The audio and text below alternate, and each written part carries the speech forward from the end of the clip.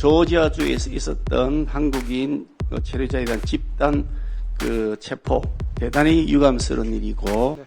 그때 그럼 장관께서는 아시고 나서 어떻게 조치를 했습니까? 대통령께 보고했습니까? 네. 대통령께 몇 시에 보고했습니까? 그건 제가 직접 하지 않았기 때문에 잘 모르겠습니다. 대통령 뭐라고 지시하셨습니까? 이미 저희들이 취하고 있는 조치가 있었기 때문에 별도의 지시가 내려오진 않았습니다. 대한민국 국민 300이 넘는 사람이 잡혀갔는데 그냥 편하게 주무신다고요?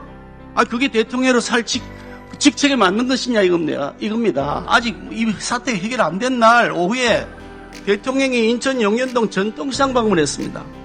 바로 이어서 영화 관람했습니다.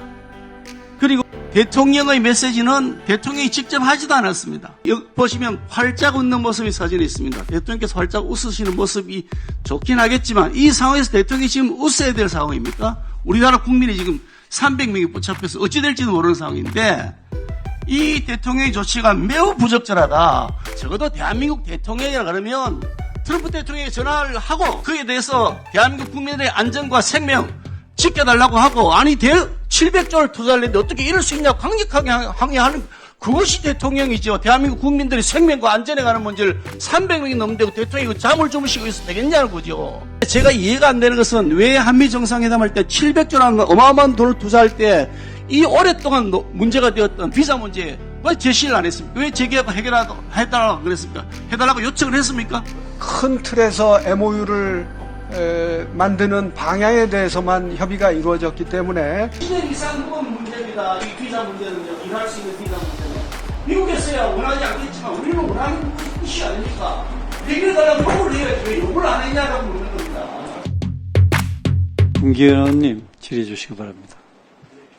예, 김기현 의원입니다. 외교부 장관께 질의하겠습니다. 이 조지아주에서 있었던 한국인 체류자에 대한 집단 체포, 대단히 유감스러운 일이고, 그나마 조기에 해소가 된다고 하니까 다행스럽긴 합니다만 매우 심각한 사태였다. 이건 국가적인 불명예일 뿐더러 그냥 한번 넘어가고 될 일이 아니라 이게 앞으로 그 상처를 치유하기 어려울 만큼 심각한 타격을 대한민국에게 줬다고 생각합니다. 이것은 있을 수 없는 최악의 외교 참사다. 저는 그렇게 생각하는데 이 점에 대해서 외교부 장관께서 어떤 책임을 느끼고 계십니까? 네, 저는 처음 소식을 들으면서 이것은 매우 심각한 문제다라고 생각을 했고 엄중한 책임감을 느꼈고 즉시 필요한 대책을 만들기 시작했습니다. 좋습니다. 말씀하시는 내용은 별로 책임감이 별로 없으신 것 같은데 책임감을 느끼신다 그러면 300명이 넘는 대한민국 국민이 어느 날 갑자기 체포돼 갔는데 여기에 대해서 내 앞으로 자리를 걸겠다고 하는 그런 각오를 제가 느낄 수가 없어서 하는 말씀입니다. 이게 우리나라 시각으로 하면 9월 4일 밤 22시 30분, 밤 10시 반에 체포가 체포한다고 들어갔는데요. 장관께서는 언제 이 사태를 아셨습니까? 한국 시간 밤 늦게 알았습니다. 몇 시쯤 아셨습니까? 정확히 기억이 없습니다. 네. 그때 그럼 장관께서는 아시고 나서 어떻게 조치를 했습니까? 대통령께 보고했습니까? 네. 대통령께 몇 시에 보고했습니까? 그건 제가 직접 하지 않았기 때문에 잘 모르겠습니다. 그걸 왜 대통령께 직접 보고하지 않습니까? 장관, 이 심각한 사태에 대해서 누가 보고를 했습니까? 안보실에서 보고한 걸로 알고 있습니다. 그럼 안보실에는 누가 보고를 했습니까? 그건 잘 모르겠습니다. 네. 그래요? 그게 목요일 밤에 맞아요? 네. 그럼 그 밤에 보고했다 그럼 대통령 뭐라고 지시하셨습니까? 이미 저희들이 취하고 있는 조치가 있었기 때문에 별도의 지시가 내려오진 않았습니다. 저는 이런 상황이 생겼다 그러면 주무시고 있는 대통령을 깨워서라도 긴급 NSC 회의를 하거나 아니면 그와 준하는 긴급 회의를 당연히 했었어야 된다고 생각합니다. 대한민국 국민 300이 넘는 사람이 잡혀갔는데 그냥 편하게 주무신다고요? 그게 대통령으로 살 직책에 맞는 것이냐 이겁니다. 데이터를 이거 한번 보세요. 자료를 한번 보시면 그런 사태가 나고 난 다음 날 우리 정부가 한 게 차관을 통해 가지고 미국 대사들에게 유감을 전달했다. 그런 다음에요. 그날요. 아직 이 사태 해결 안 된 날 오후에 대통령이 인천 용현동 전통시장 방문했습니다. 바로 이어서 영화 관람했습니다. 그리고 대통령의 메시지는 대통령이 직접 하지도 않았습니다. 대통령이 주재한 회의가 있었는지조차도 모르겠습니다. 거기에서 대통령의 메시지는 대통령이 직접 나서 하겠다는 것도 아니고 이렇게 하라고 조치하라고 지시했다. 대사, 총영사관에게 하라고, 대사도 없죠. 총영사도 없죠. 그 상태에 지시했다. 이게 지금 그것도 대통령 메시지를 대동한 겁니다. 직접 하신 것도 아니고요. 대통령이 왜 필요한지 모르겠습니다. 그리고 9월 7일 날 일요일 아침에는 영화 봤습니다. 그런 다음에 그 사진 보시면 활짝 웃는 모습이 사진에 있습니다. 대통령께서 활짝 웃으시는 모습이 좋긴 하겠지만 이 상황에서 대통령이 지금 웃어야 될 상황입니까? 우리나라 국민이 지금 300명이 붙잡혀서 어찌 될지도 모르는 상황인데 이 대통령의 조치가 매우 부적절하다. 그 흔한 대통령식 현황 브리핑 하나 없다. 국민들은 알 권리가 있는데 어떻게든지 설명조차 안 해준다. 언론 보도 통해서만 지금 알고 있는 상황이다. 대통령이 왜 대한민국 국민 300 몇십 명이 붙잡혀가 있는데 왜 이 브리핑 안 합니까? 적절하지 않은 거 아닙니까? 네, 저희 외교부에서 필요한 브리핑을 신속하게 그리고 계속 해왔음을. 이 사태는 외교부가 하는 게 아니고요. 적어도 대한민국 대통령이라 그러면 트럼프 대통령에게 전화를 하고 아니면 트럼프 대통령에게 전화 연결을 하라고 하고 그리고 그에 대해서 대한민국 국민들의 안전과 생명 지켜달라고 하고 아니 700조를 투자를 했는데 어떻게 이럴 수 있냐고 강력하게 항의하는 그것이 대통령이죠. 대한민국 국민들의 생명과 안전에 관한 문제를 300명이 넘는데 대통령이 잠을 주무시고 있어도 되겠냐는 거죠. 그래서 문제가 있다는 겁니다. 외교부 장관께서 해야 될 정도 수준이 아니잖아요. 이 사태가. 대통령이 왜 존재하는 겁니까? 당당한 주권 국가라서 국민들의 주권을 행사하게, 주권을 지키기 위한 노력을 하셔야죠. 어떻게 생각하세요?